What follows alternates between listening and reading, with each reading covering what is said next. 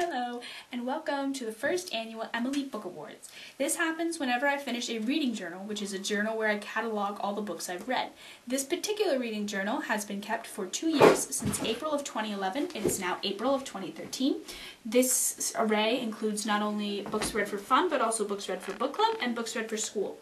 And many of the books that were in my book journal received no book awards, and many of the books also who received book awards cannot be here tonight because they had to be returned to the library or to friends, teachers, etc. So we're just going to go through the books one by one and say what awards they won.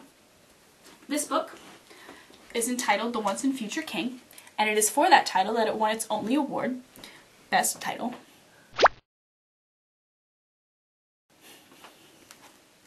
Because I think it's a cool title. This is Tale of Two Cities, which earned Best Dressed because I watched the movie and they had cool clothing and it was very pretty, and they all wore wigs because it was the late 1700s and they had corsets and I thought it was pretty. And all the men had cravats. Always a good thing. The Iliad won Most Athletic for reasons made obvious by its cover. The Fountainhead won Most Emotion Evoking. Now these awards, if you notice in pink and orange, get repeated quite often because in my book journal it is rated between 1 and 5. Their emotion evoking, their character development, their plot development, etc. This is one of several who will win Most Emotion Evoking. This was not a good emotion book, this was a bad emotion book. I wanted to throw this book out the window, but nevertheless that is an emotion, so it got 5. This is In Cold Blood by Truman Capote. It is most likely to become a bestseller because everybody in my English class adored it. It is very simple and easy to read. It has a modern, relevant plot, even though I think it is kind of stupid. This book is Things Fall Apart by something I can't pronounce, and it's covered by its award, which is Most Opinionated. Mainly the way it was presented in class made it seem like the African culture was the best culture in the whole wide world, and the whites are all mean and evil. So I felt that was very opinionated. This is Abraham Lincoln and the Second American Revolution, which won Quietest. It is indeed, I mean, if you look at his face, that mouth does not open once during this entire whole of the book. It is basically 3 essays, the most dry thing you will ever read on the face of the earth. Real Time, which won Next American Idol. If you're wondering why I got these awards in green and yellow, I got them from the Trinity Superlative page. So some of these are really random and don't pertain to anything, but I feel like a lot of American people would like this who don't like In Cold Blood. If you don't happen to like that, you would like Real Time. You would vote for it on an American reality TV show. This is Wuthering Heights by Emily Bronte. It won Most Emotion Evoking. Like Fountainhead, this was more of a creepy emotion. It was kind of like, if you've ever read Wuthering Heights, you know what I'm talking about. This is David Copperfield. Wait a minute. Oh, I'm going too fast. Okay. This is David Copperfield by Charles Dickens. It won Best Character Development and Most Enjoyable Characters. Dickens is very good with characters, however slow and dragging his plot may be. This is Man's Search for Meaning. It won Most Capturing and Most Enjoyable Plot. I don't really know why, and it was supposed to win another award, but we ran out of little award things, and I really didn't think it deserved the award, so I didn't give it to it. I remember not really liking this book, and yet it got very high marks, so I must have liked it, but I don't know why. It was very philosophical and all that, but you know. Anyway, this is Frankenstein. It won Best Character Development and Best Description of Setting, which are self-explanatory. This is The Great Gatsby, which I'm surprised it did win Best Writing Quality, but it did not. It got Best Car/Worst Driver because we ran out of awards, so we had to write 2 in 1, and Best Eyes, which are both hilarious if you've read the book because Gatsby has an amazing car that runs over a woman, and there's a billboard with eyes that's very symbolic and all that stuff. This is Jesus of Nazareth by the Joseph Ratzinger, soon to become Pope, or maybe he was Pope, nobody really knows. And it got Most Likely to Become a Saint and Coolest Author. for quite obvious reasons. This is The Scarlet Letter. It won Most Emotion-Evoking and Loudest. Now, Most Emotion-Evoking, again, is not a good emotion. I literally felt like slamming my head against a wall every time I opened this book.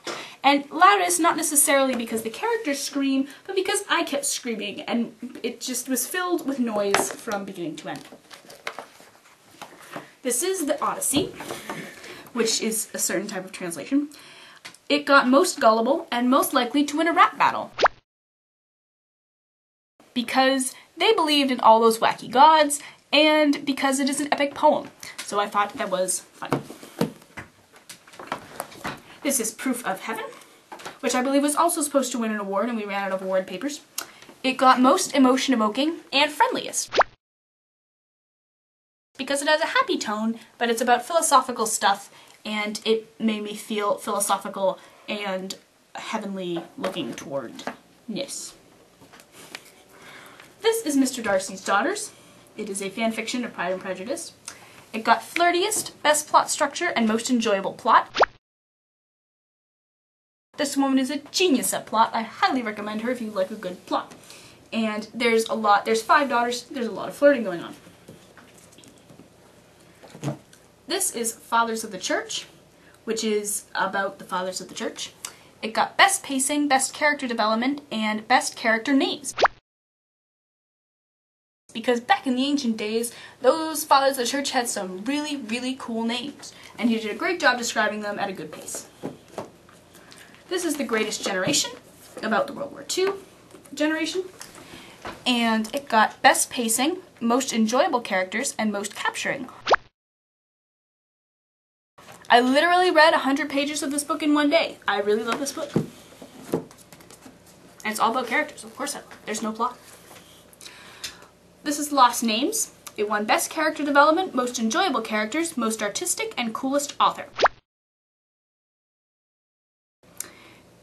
Most Artistic, we had to do a project on this based on a picture collage, and I found it very easy to do, and it just feels like you're in a picture, which sounds retarded, but if you've read it, you know what I'm talking about. And I thought the author was pretty cool because this is about his life, and his life, therefore, was pretty cool. Unfortunately, Remarkable Creatures could not be here today because it has been loaned out to Kay Heffernan, but I do own the book, so these awards will be posted on the cover when it returns. It won Most Likely to Reread, Best Description of Setting, Best Character Development, and Most Enjoyable Characters. So good setting, good characters, and I really, really, really want to read it again. This is The Complete Sherlock Holmes, Volume 1. It won Longest, for obvious reasons. It's not one book, so that's kind of cheating. David Copperfield probably wins if it's just one book. Best Plot Structure, Most Emotion-Evoking, Most Theatrical, and Quietest. So, Best Plot Structure, because there were several plots in this one book, and they were all very quick and very easy to read. Emotion-Evoking, because I am Celtic, and I read Hound of the Baskervilles last, so I thought that was very fun because I felt Celtic while reading it. And Quietest, because Sherlock Holmes hardly ever raises his voice, and Theatrical, because he dresses up a lot. This is the pièce de résistance, whatever. The Exploits and Adventures of Miss Alethea Darcy, which is a fanfiction of the fanfiction we saw earlier of Pride and Prejudice. Covering this one, it won Best Pacing, Most Enjoyable Characters, Most Enjoyable Plot, Most Capturing, and Best Plot Structure. It was overall very well written and very, very enjoyable and fun, and I couldn't put it down, and thus it won Best Overall 4.5 stars for the reading journal. The Lost Continent by Bill Bryson also got 4.5 stars. But sadly, that was a library book and cannot be with us tonight. There you have it. The Literary Awards for 2011 to 2013 Reading Journal. They are done.